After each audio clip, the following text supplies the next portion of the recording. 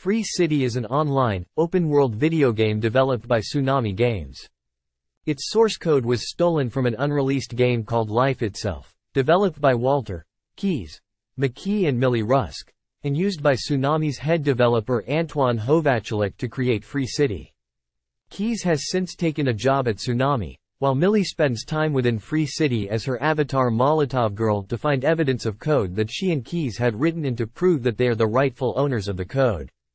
In the game, Guy, a non-player character, NPC, works as a bank teller and spends time with his best friend and coworker, bank security guard Buddy, unaware that his world is a video game.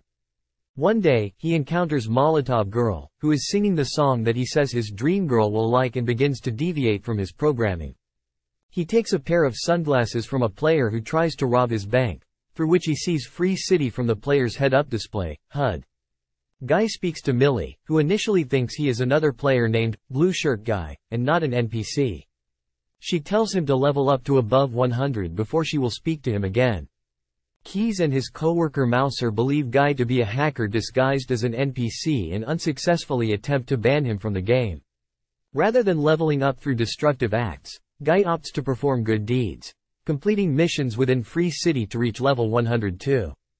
His virtuous progression, which stands out from those of other players, results in Blue Shirt Guy becoming a worldwide sensation.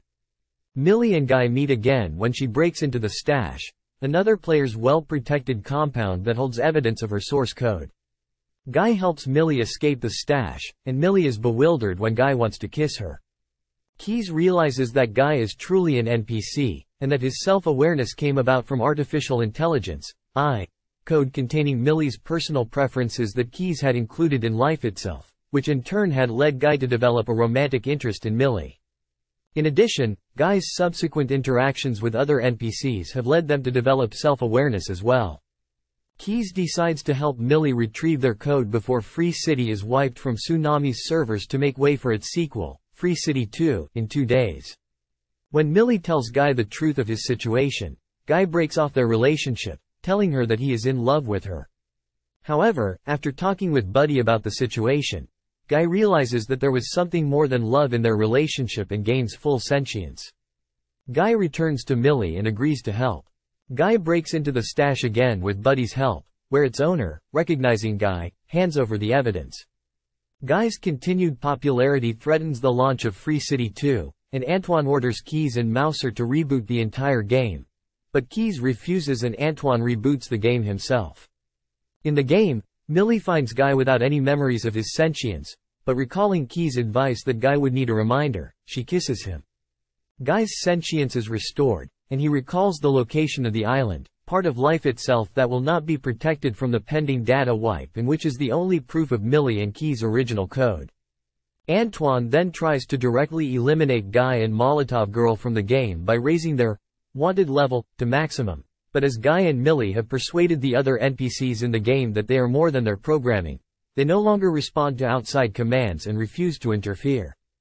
Antoine then resorts to directly manipulating the game topography to kill Guy and Molotov Girl, while Keyes makes his own changes to protect and direct them to the island, broadcasting the effort to all of the Free City players who had been ejected from the game.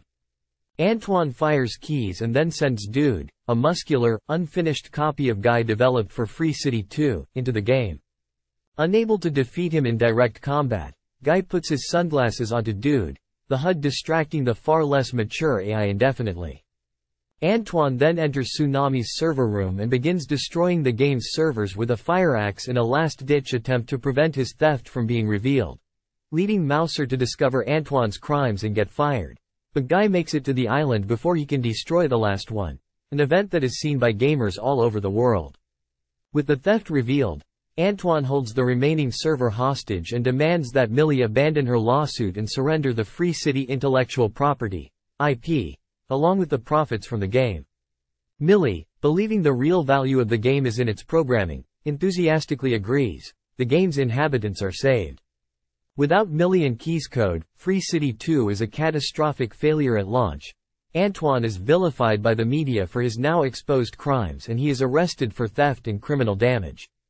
Keyes, Mouser, and Millie start a successful new company with the recovered code to release Free Life, bringing Guy, Buddy, Dude, and the other Free City NPCs into it. Thanks to Guy, Millie realizes that Key's code was in fact a love letter to her, and they embrace and kiss.